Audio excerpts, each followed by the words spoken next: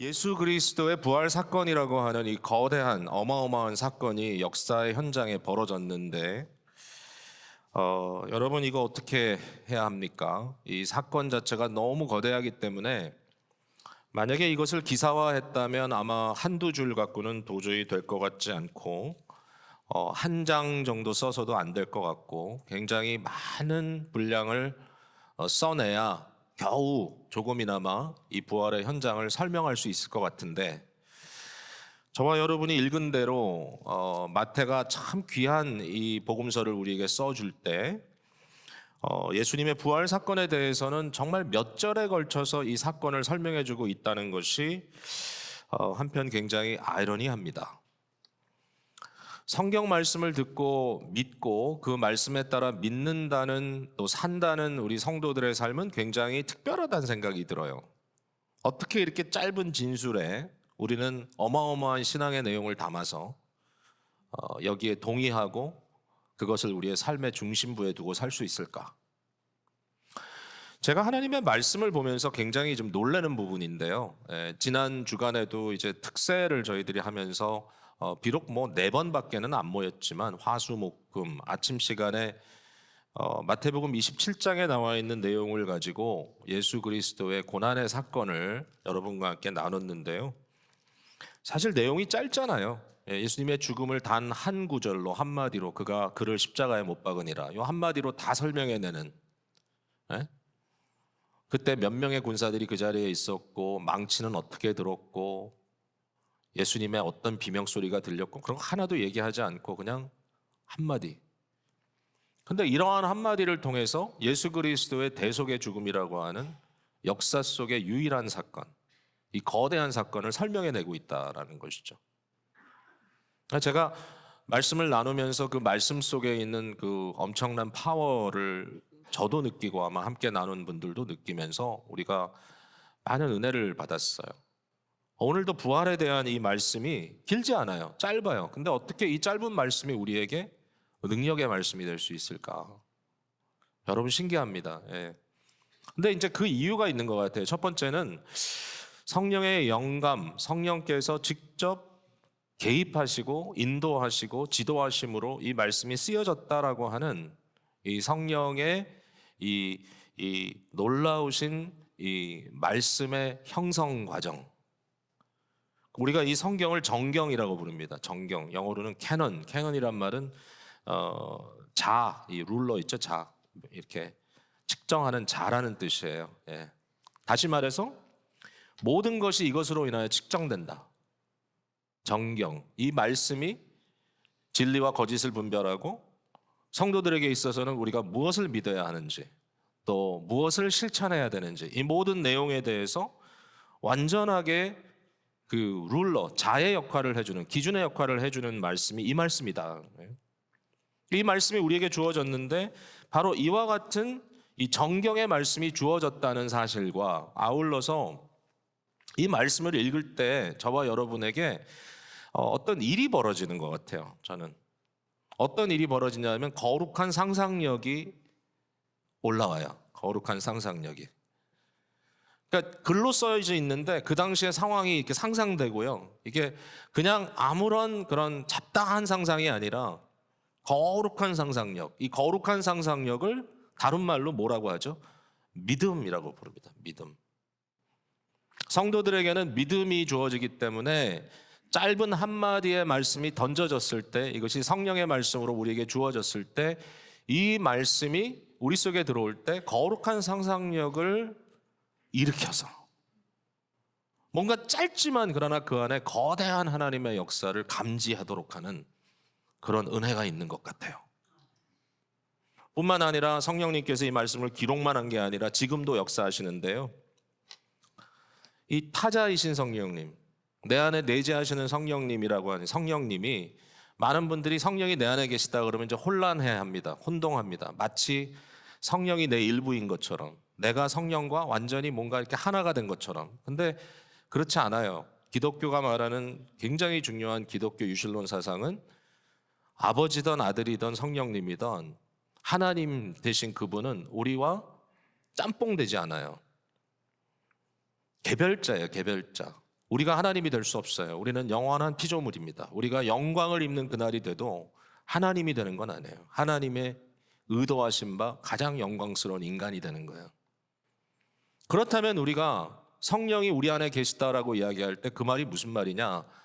그 말은 부활하신 그리스도께서 부어주신 성령은 내 안에 계시지만 또 우리 교회 안에 역사하시고 이 자리에도 함께 하시지만 그분은 나의 일부가 아니에요. 그냥 나 혼자 생각하고 나 혼자 느끼고 나 혼자 울고 나 혼자 감격하는 게 아니라 타자 되시는 성령께서 지금 이 순간에 우리 앞에 역사하신다. 이걸 우리가 믿음으로 보는 거예요. 그분께서요, 단순히 혼자 역사하는 게 아니라 살아계신 예수 그리스도의 실제 앞에 우리를 마주대하도록 하십니다. 살아계신 그분, 살아계신 실존하시는 그리스도. 프랜시스 셰이퍼가 이런 책을 썼어요. God who is there. 거기 계시는 하나님. 거기 계시는 하나님. 아니 뭐 이런 제목이 왜 필요했을까? 왜냐하면 20세기에 접어들면서 여러 가지 인간의 어떤 문화와 사조가 바뀌는데 객관성이 사라지고 모든 사람들이 주관적인 느낌 속에 허우적거립니다. 하나님이 계셔? 뭐 계시던 안 계시던 그건 크게 상관할 바 없고 그냥 내가 어떻게 느끼는가? 종교는 뭐냐? 나의 느낌. 믿음이라는 것을 지극히 주관적인 것으로 내 안에서 역사하는 어떤 나의 감성. 모든 것을 주관적으로 나의 것으로만 이해하는 것. 종교를 뭐죠? 나의 어떤 도덕적 의식.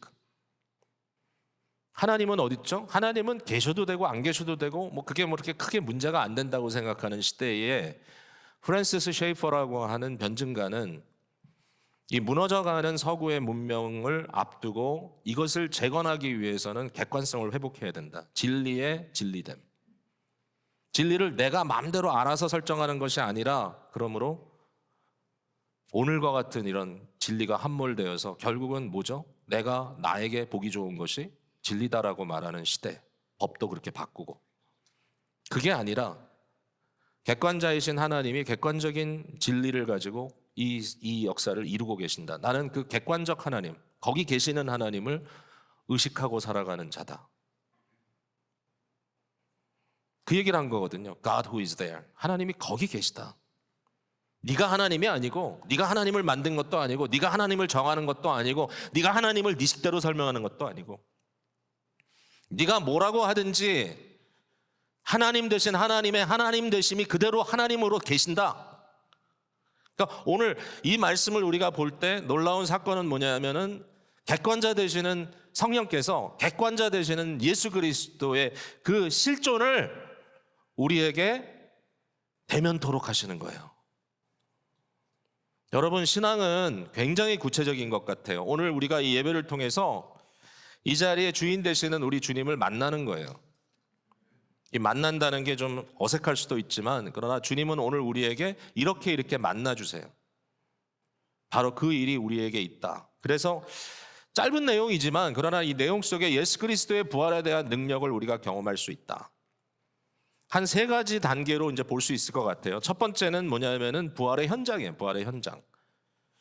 실제로 현장이 있었다. 여러분 어떤 추측이나 어떤 주장이 있다 할지라도 그 주장이 실제로 현장이 없으면, 실제로 그 일이 이루어진 현장이 없으면 그것은 증명될 수 없어요.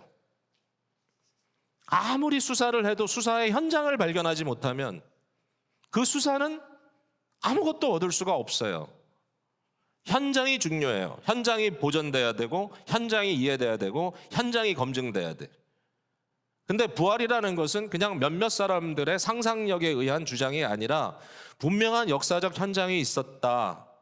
무덤이 있었고 그 무덤이 비어지고 그 무덤을 막고 있던 돌이 굴려지고 그 무덤의 돌을 굴린 존재들은 하얗게 빛나는 존재들이었는데 그들은 천사들이었다. 영적인 존재를 믿고 충분히 이것을 증거하는 그 시대에 그분들의 말씀, 그 자리에 있었던 자들, 예수님을 찬성하든지 예수님을 반대하든지 그 자리에 있었던 자들이 직접 목격하고 경험했던 일들이 있었기 때문에 그 현장이 있었다. 현장. 그 현장에 대한 이야기입니다. 그 현장에 예수 그리스도께서 부활하신 이후에 멀리 가 계시지 아니하고 그 현장에 왔던 여제자들을 주님께서 직접 만났으며 그들은 예수님을 붙들고 그를 경배했다. 예수님을 경배했다는 말이 28장에 두 번 나오는데요. 이 여제자들과 나중에 11제자. 부활하신 예수님은 경배를 받으실 예수님. 드디어 제자들은 깨닫게 되는 거예요. 저희 영의 눈이 열리면서 예수님은 경배받으실 분이다. 이제 이러한 일이 이 현장으로 우리에게 그대로 드러나 있습니다. 현장에 대한 설명. 부활의 현장이 있었다. 부활은 역사적 사실이었다. 이 역사적 사실에 부활하신 그리스도는 살아나셨고 그리고 그는 여전히 살아계신다. 그 다음에 여기 중간지대에 있는 짧은 서술이 나옵니다. 경비병들이 어떻게 가서 대제사장들에게 상황을 보고했고 대제사장이 어떻게 저들에게 돈을 주면서 이것이 제자들이 와서 몰래 예수의 시신을 훔쳐간 사건으로 너희들이 좀 퍼뜨려라. 여러분 이거 좀 황당하게 보이는데요. 아니 왜 이런 얘기를 했을까? 왜 이런 말을 마태가 썼을까? 이걸 통해서 우리가 알 수 있는 것은 마태복음은 예수님의 부활 사건이 실제로 이루어진 이후에 한 몇십 년 후에 쓰여진 거거든요. 그러니까 바로 그때 있었던 일이 아니에요. 그런데 왜 마태가 이런 기록을 특별히 인식하여 기록하고 있을까? 그 이유는 뭐냐면 마태가 사역하던 그 시대, 마태가 이 글을 쓰고 있는 그때, 사실은 마태는 예수님의 제자 중에 하나였기 때문에 아마 쭉 그걸 경험해 온 거겠죠. 그러니까 그가 경험했던 그 상황에 어떤 일들이 있었냐면은 예수의 부활, 그런 건 없어. 그딴 거 없어.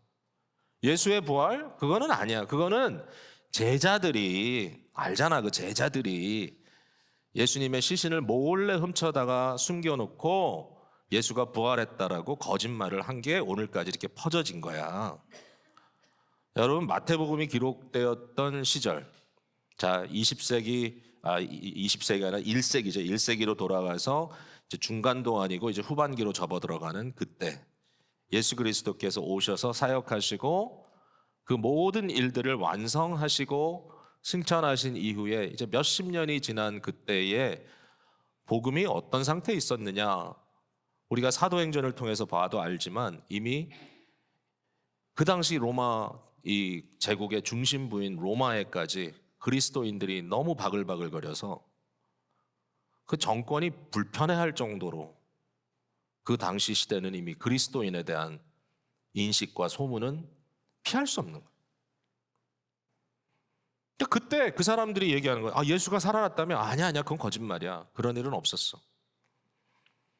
그러니까 마태가 여기에 이것을 기록할 때 이건 어떤 기록이라고 우리가 볼 수 있냐면 변증적 서술. 변증이라는 건 뭐냐면요, 기독교의 진리에 대해서 반대하는 사람들의 공격, 이 공격이 왔을 때 그 공격을 어떻게 방어하느냐, 이걸 변증이라고 부르는데 마태가 여기에 변증적 서술을 하고 있다. 당시의 사람들 중에는 이렇게 얘기하는 유대인들도 있었지만 그러나 그것이 왜 이런 일이 있었느냐, 옳지 않다 설명해내고 있습니다. 이걸 보면 마태복음이 또 굉장히 참 멋지다는 생각이 들어요. 뭐냐면은 과거에 있었던 일을 그냥 과거의 사건으로 기록하는 게 아니라 현재 늘어나고 있는 질문들, 지금 사람들이 가지고 있는 문제들에 대해서 이 과거의 사건에 대한 해석을 통해서 진단하고 이것을 답하고 있다라는 거예요. 여러분 대단한 거예요 이게 여러분 일상적인 게 아니에요. 우리 기포명예 성도님들은 이게 해석 공동체 우리 함께 이제 말씀을 중심에 두고 저와 여러분이 작업을 하고 있잖아요. 이걸 보면서 여러분들이 그냥 이렇게 패시브하게 아주 수동적으로 가만 앉아가지고 그냥 듣고만 있는 게 아닐 것 같아요. 여러분 머리들이 조금 명철하셔가지고 지금 막 머릿속에 컴퓨터 이상으로 돌아가고 있는데 이때 돌아가면서 한 가지 우리가 느껴야 되는 게 뭐냐면 야, 이거 진짜 성경이 대단하구나. 굉장히 고차원적인 일들이 지금 벌어지고 있구나. 맞아요. 그냥 아무렇게나 막 갈려 쓴 게 아니에요. 이거는 엄청난 역사적 작업이에요. 마지막 세 번째 단계는 뭐냐면은 이제 드디어 갈릴리에 가서 예수님께서 11 제자를 거기서 만나시고 이 11 제자들의 경배를 받으시고 그들에게 예수님께서 명령하시는 내용이 거기에 등장을 합니다. 예수 그리스도의 명령. 우리가 너무나 잘 아는 지상대 명령이라고 부르는 것이죠. 하늘과 땅의 모든 권세를 내게 주셨으니 그러므로 너희는 가라. 여러분, 이게 기가 막힌 얘기예요. 왜냐하면은 마태복음은 처음과 끝이 다 이렇게 매듭이 지어집니다. 처음과 끝이 매듭이 지어지는데 몇 가지 그런 이제 중요한 이슈들이 있어요. 그 중에 하나를 제가 지난 금요일 날 제가 영어로 메시지를 했지만 거기에 예수 그리스도가 동정녀의 몸에 잉태되어 그 태아가 보호받다가 세상에 성육신 사건으로 태어나는 그러한 장면과 새로운 무덤에 예수님의 시신이 안착되었다가 부활이라고 하는 새로운 현실 속으로 나오시는 장면, 이런 것들이 1장과 27장의 내용들이 굉장히 상징적으로 맥이 통한다. 이거를 이해하시는 분들은 차원이 좀 높은가요? 제가 이거 얘기해놓고 되게 불안했어요. 아마 이해들 하셨나? 이거 어떻게 생각하나? 근데 많은 분들이 흥미롭다. 성경을 공부하고 이렇게 읽는 사람들이 이런 생각들을 해요. 그러니까 뭔가 그 안에 굉장히 의도적인 어떤 것들이 깔려 있지 않을까. 또 하나 굉장히 아주 이거는 뭐 피할 수 없는 현실이 뭐냐면은 마태복음 1장에 바로 그 예수 그리스도의 탄생에 대한 예언을 하면서 이런 말씀을 하죠. 동정녀 처녀가 잉태하여 아들을 낳으리니 그 아들의 이름을 임마누엘이라 하리라. 이는 하나님이 우리와 함께 하시다란 말이다. 임마누엘. 그게 1장에 나오잖아요. 1장에. 그러니까 결국 뭐예요? 복음은 뭐예요? 함께 하시는 하나님. 그리스도를 통하여 우리와 영원토록 함께 하시는 하나님. 이게 1장에 나오잖아요. 근데 이 똑같은 그 내용이 28장 20절 끝에, 제일 끝에 나오잖아요. 볼지어다 내가 세상 끝날까지 너희와 항상 함께 있으리라. 여러분, 이런 거거든요. 그러니까 마태는 굉장히 의도적으로, 굉장히 문학적으로 완전한 글을 써내고 있어요. 시작과 끝이 매듭이 지어지는. 자, 이런 이제 형태를 우리가 봐야 됩니다. 복음이 시작됩니다. 이제 갈릴리라는 이야기를 제가 조금 이따 좀 더 할 텐데, 마태복음 4장에 그리스도께서 갈릴리에서 복음을 선포합니다. 뭐라고 이야기하죠? 회개하라. 천국, 하나님의 나라가 임박했다. 하나님의 나라가 가까이 왔다. 너희의 손을 뻗으면 닿을 만한 자리에 하나님의 나라가 왔다. 이것을 이제 갈릴리라고 하는 아주 낙후되고 아주 가난하고 아주 무지한 곳에서 예수님이 선포를 하셨습니다. 자, 근데 예수님께서 마지막 선포를 하십니다. 뭐라고 하죠? 하늘과 땅의 모든 권세를 내게 주셨다. 이 과정 속에는 어떤 것도 있습니까? 베드로를 통하여 고백해 하시는 과정도 있잖아요. 사람들이 나를 누구라 하느냐? 너는 나를 누구라 하느냐? 주는 그리스도시요 살아계신 하나님의 아들입니다. 거의 크리스토스라고 하는 이 그리스도라는 단어가 중요하죠. 기름 부음 받은 왕. 하나님의 나라가 임박했다. 그 하나님의 나라의 주체가 누구냐? 왕 대신 그리스도다. 근데 그 그리스도가 부활하심으로, 죄의 권세를 물리치심으로, 죽음의 권세를 굴복시킴으로 무슨 일이 벌어지죠? 하늘과 땅, 죽음과 생명에 관한 모든 것들에 대한 권세를 내가 주었다는 거죠. 하늘과 땅의 모든 권세를 내게 주었으니 그러므로 가라. 너희들은 이제 가라. 갈릴리에서 시작된 이 복음의 사역을 이제는 땅끝까지 가라.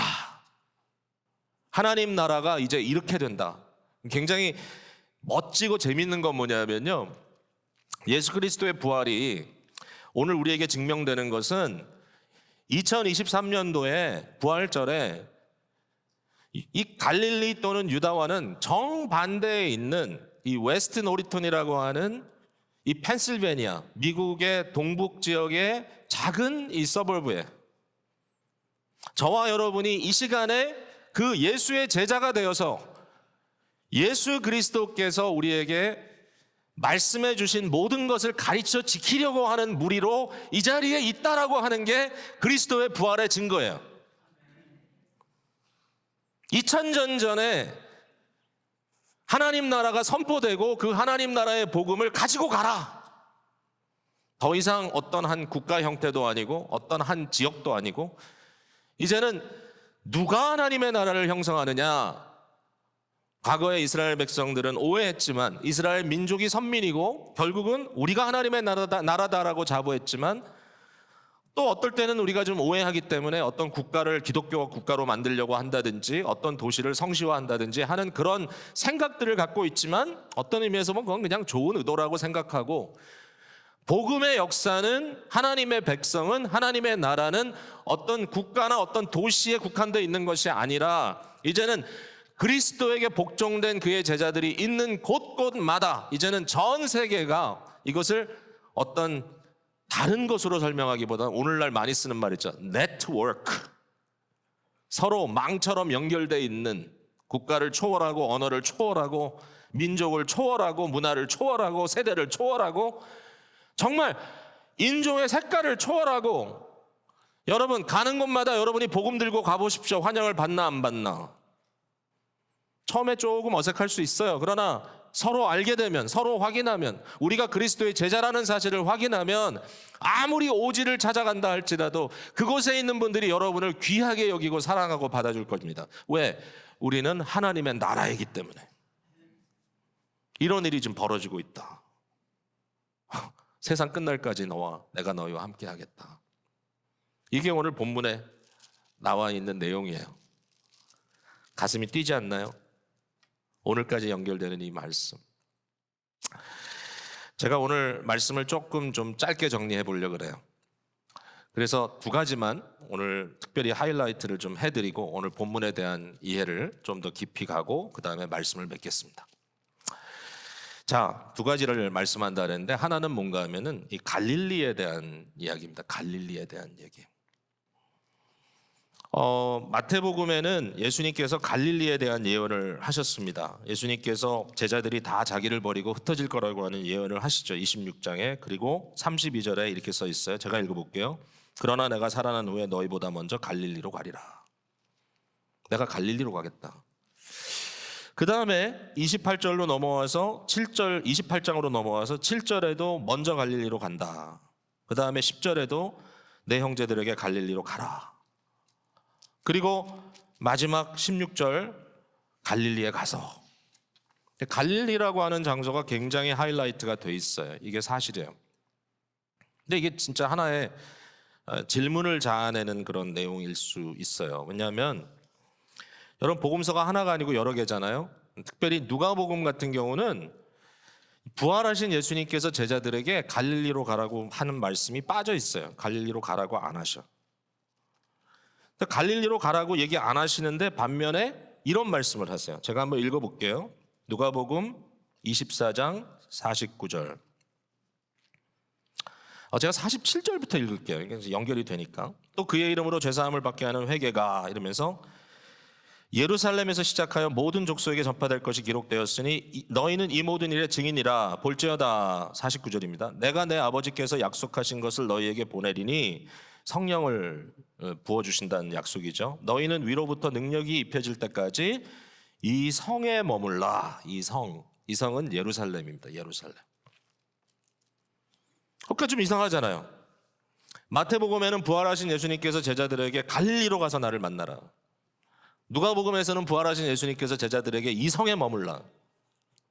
그러니까 이제 어떤 사람들은 이것을 보고 봐라. 성경은 오류가 있어. 성경은 이렇게 앞뒤가 딱 맞질 않아. 이렇게 얘기를 합니다. 이제 이것을 해결하려고 애쓰는 것을 이제 영어로는 harmonization, 이렇게 화음을 맞춘다 이런 얘기를 합니다. 4개의 복음서에 다른 각도에서 쓰여진 이 글들을 어떻게 화음을 맞추듯이 조화시킬 수 있을까? 근데 이건 그렇게 어려운 일은 아니에요. 제가 봤을 때. 기록할 때 모든 건 낱낱이 다 기록해야 될 책무가 이분들에게 있는 건 아니거든요. 자기들의 말씀의 각도에서 지금 일종의 모든 역사가 그렇듯이 셀렉티브하게 기록을 하고 있으니까. 그러나 통째로 봤을 때 부활하신 예수님께서 이 땅에 머물렀던 시간은 40일. 40일이 짧습니까? 40일이 짧지 않아요. 그러니까 이 짧지 않은 기간 동안에 처음에 예수님은 제자들을 갈릴리로 부르셨고 그 다음에 승천하신 주님께서 예루살렘 인근에서 승천하신 걸로 기록되어 있기 때문에 마지막 그들에게 주시는 약속은 예루살렘에 머물러 오순절 성령 강림의 역사를 예비하라라고 말씀하신 것이 그렇게 이상하지 않습니다. 그러니까 뭐 이걸 가지고 뭐 두 개가 전혀 맞지 않는다 이렇게 얘기할 필요는 없는데, 그럼에도 불구하고 사람들은 생각이 좀 다른 것 같아요. 어떤 사람들은 예루살렘을 주장합니다. 어떤 사람은 갈릴리를 주장합니다. 예루살렘을 왜 주장할까요? 예루살렘이 그래도 성전이 있고 예루살렘이 중심부 아니야. 예루살렘을 점령해야 모든 걸 점령하는 거 아니야. 결국은 예루살렘이 중심이야 라고 얘기를 합니다. 그리고 반면에 어떤 사람들은 갈릴리를 주장합니다. 예수님의 복음은 어떤 복음이냐? 중심부에, 세상의 중심부에 있는 복음이 아니야. 예수님의 복음은 가난한 자들에게, 소외된 자들에게, 예수님의 복음은 무지한 자들에게, 낙후된 자들에게, 그들에게 소망을 주는 복음이야. 그래서 예수님의 복음은 갈릴리로 가야 돼. 소위 말하는 민중신학자들은 너무 좋아합니다, 이 패러다임을. 그래서 민중신학자들의 대표적인 안병무 박사는, 그분은 갈릴리의 예수, 갈릴리의 예수, 갈릴레이 예수라고 이렇게 그는 썼는데 자기 식대로 번역을 한 거죠. 예수는, 예수의 복음은 갈릴리의 복음이다. 주변인들의 복음. 이걸 되게 강조했어요. 여러분 이거 어떻게 봐야 됩니까? 마태복음이 강조하고 있는 갈릴리, 그리고 누가복음이 강조하고 있는 예루살렘. 여러분은 예루살렘 팝니까? 갈릴리 팝니까? 파가 갈리더라고요. 제가 함께 이렇게 오랫동안 목회하면서 사귄 분들 중에는 뭐 이곳저곳 가면 참 많이들 계시잖아요. 근데 제가 얼마 전에 이제 한국에서 세미나 인도하는 그때인데 같이 이제 뭐 이름만 대면 여러분 잘 아실 그런 분들이 이렇게 유력한 분, 소위 유력한 목회자들이 같이 이제 식사를 하면서 옛날 얘기들 나누고, 그 중에는 미국에서 이민 목회하다 들어간 분도 있고 해서 굉장히 이제 친하게 서로 지내니까 얘기를 하는데, 박 목사님 필라델피아에서 몇 년 계셨어요? 여러분 제가 필라델피아에서 오늘까지 35년 살았습니다. 와 그러시네 누가. 근데 다 그건 아니고 중간에 조금 구멍은 있는데 그래서 35년이라는 긴 시간 역사가 제가 있어요. 근데 25년 됐잖아요 우리 교회가. 그랬더니 그분들이 하는 말이, 아니 왜 이렇게 시골에서 오래 계시냐고, 저번에 왜 이렇게 시골에서 오래 계시냐고. 그러니까 이제 이런 거예요. 이제 그분들은 이제 한국에서 목회를 하시고 또 한국에서도 수도권에서 목회하시는 분들. 여러분 당연히 복음이 어디로 가야 됩니까? 서울로 가야죠. 서울에서도 강남으로 가야죠. 그래야 세상이 떠들썩해지는 거죠. 중심부로 가야지. 중심부로 가야지. 이게 이제 소위 말하는 예루살렘파인가요? 우리 교육자들하고 한국의 부목사님들이 굉장히 힘들다라는 이야기를 좀 나눴습니다. 우리 교회 부목사님들은 하나도 힘이 안 들다고 말할 수는 없겠지만 비교적 인격적입니다, 우리 교회는. 한국의 이제 부목사님들은 좀 사이즈가 있는 교회는 딱 6년 지나면 떠나야 돼요, 교회를. 6년 이상 있을 수가 없어요. 그래서 대부분이 40대 초반 이전에 다 교회를 떠나요. 자기 자리 찾아가야 돼. 이제 그런 게 있어요. 부목사님들이 아무 데서나 부르시면 사역을 해야 되는데 아무 데나 못 가요. 왜냐하면 수도권을 떠나서 지방에 가서 부목사를 하면 절대로 수도권으로 재진입이 안 된대.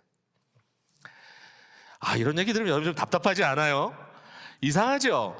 근데 그게 현실이에요. 사람들은 그것 때문에 고민해요. 예루살렘 파들이에요. 예루살렘 파들이에요.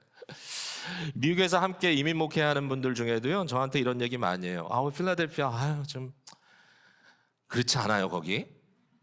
그렇지 않아요? 뭐가 어때서요?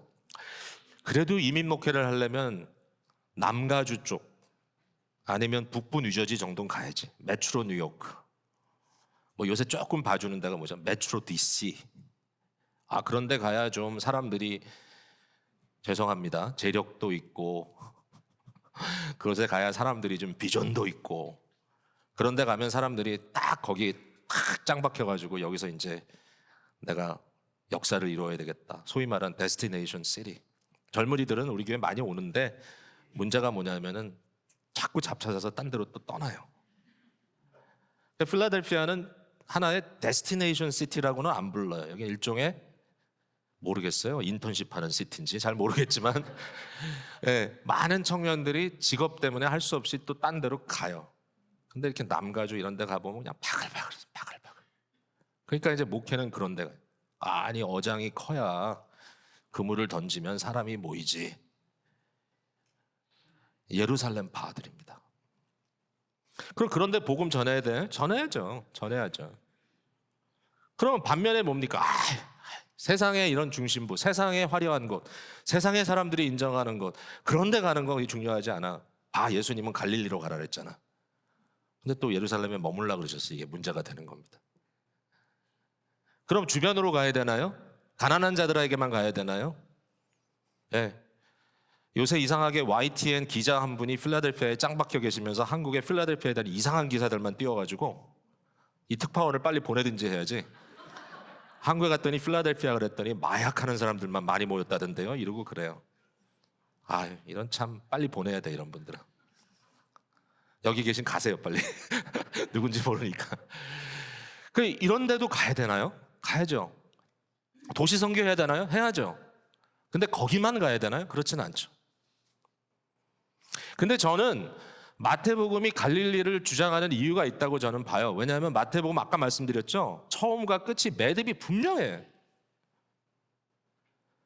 마태복음 4장에 예수 그리스도의 복음의 출발점은 갈릴리거든요. 마태복음 4장에 예수님께서 갈릴리에 출발하는 모습을 이렇게 그려주고 있어요. 선지자 이사야를 통해 하신 말씀을 이루려 하심이라 그랬어요.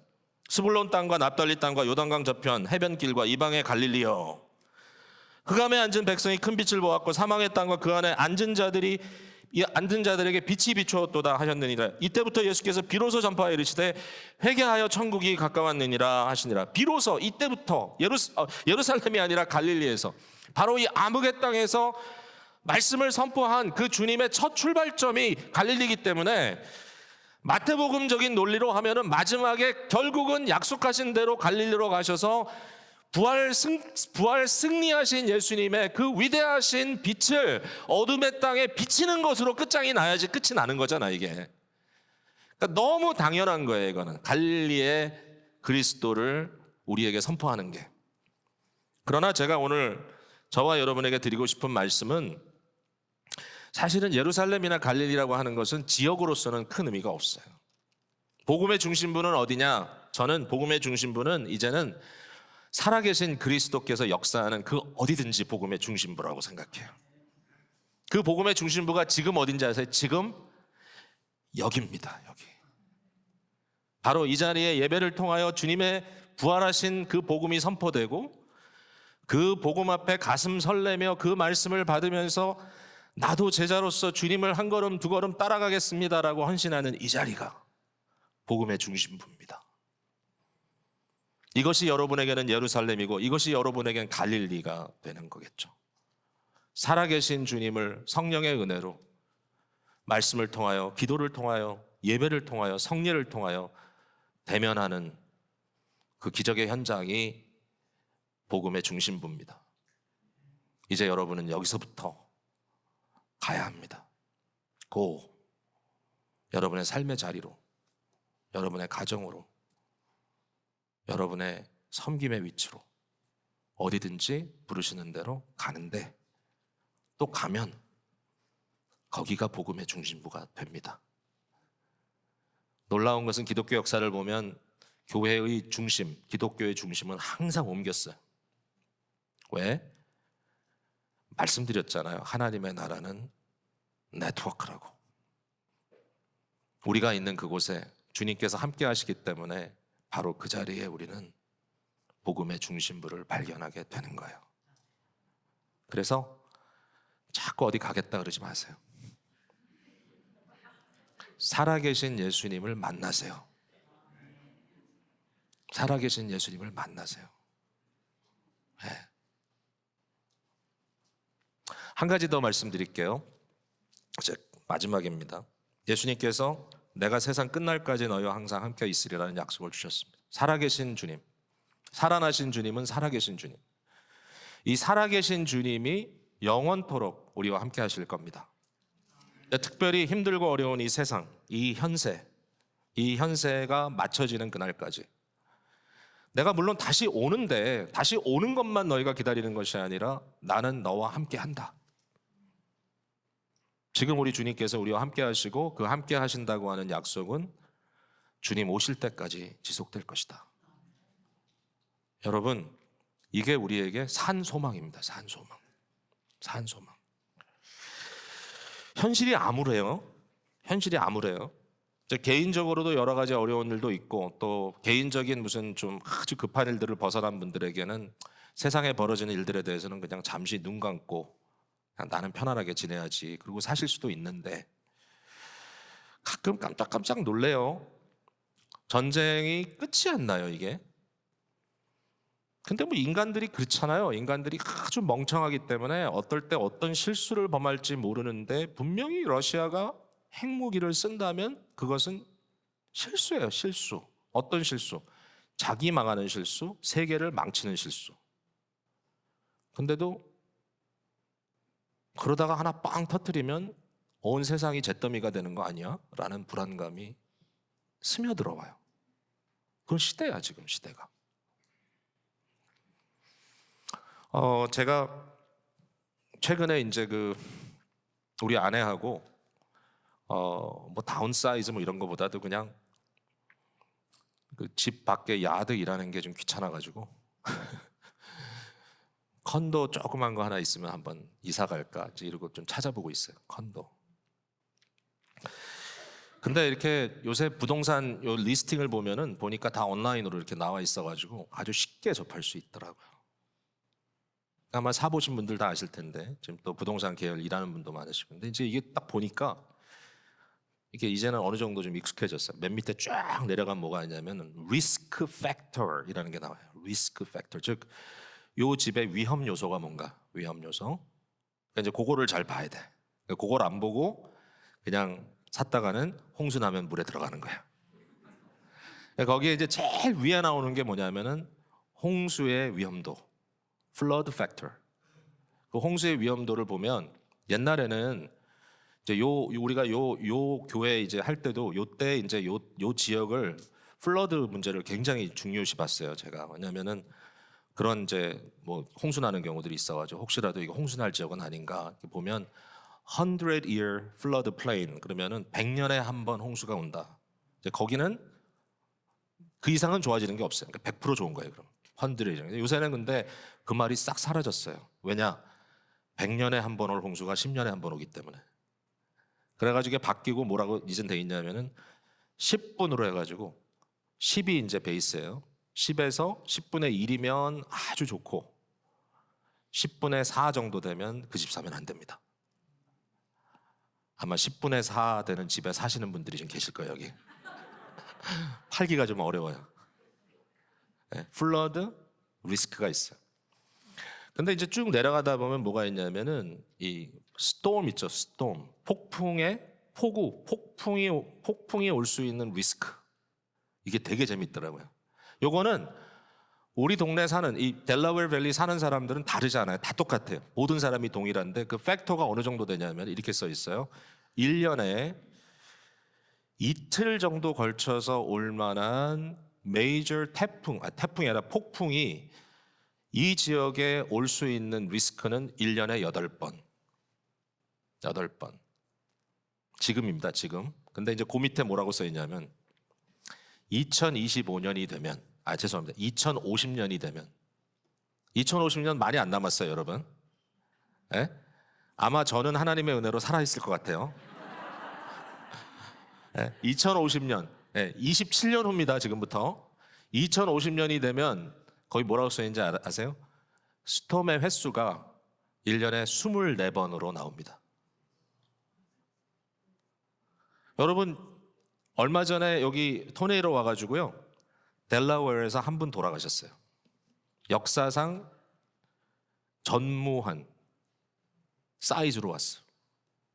갑자기 여기 막 와요. 근데 8번 폭풍의 위험이 있던 지역이 불과 27년 후에 3배로 늘어난다는 거예요. 자, 제가 아주 오늘 복음 아닌 말씀을 전했는데 이 말씀을 듣고 여러분들 이제 어떻게 해요? 이사 가려고요? 캘리포니아도 안 돼 이젠. 거기도 박살났잖아 이번에. 그럼 뭐냐 도대체? 제가 이런 생각이 딱 들어요. 그걸 보면서 야 이제 진짜 나 이거 안 좋아하는데 이런 거. 나는 안전한 거 좋아하는데. 근데 제가 저희 아이들에게 물려줄 세상이 어떤 세상인가? 근데 문제는 뭐냐면 아이들로 끝나지 않잖아. 아이들의 아이들이 또 있잖아요. 그러니까 우리 손주들에게 물려줄 세상은 어떤 세상인가라고 봤을 때 기도가 바뀌었다니까요. 주여 어떻게 해서든지 안전하게 보호하여 주옵소서. 이젠 기도가 뭐로 바뀌어요? 주여 어서 오시옵소서. 네. 이젠 주님이 오시는 방법밖에는 없겠습니다. 제가 이런 고민을 사실 요새 좀 하고 있었어요. 아, 이게 진짜 세상이 이게 이렇게 되면 앞으로 어떻게 해야 되는 거예요, 도대체? 목회는 어떻게 해야 되는 거야? 어떻게 해야 돼, 어떻게? 기술 문화가 좋아진다고 해도 리스크가 점점 커지잖아요. 딴 것들이. 어떻게 해야 되냐? 근데 이 말씀이 저한테 일부 답이 됐어요. 뭐냐? 주님 다시 오실 때까지 항상 함께 하시겠대요. 그래서 우리 자녀들이나 우리 손주들에게 예수님만 열심히 가르쳐야 되겠다. 그러면 살겠죠, 뭐. 저와 여러분이 살아계신 주님의 역사 속에 있다는 사실을 오늘도 믿고 나아가시기를 바랍니다.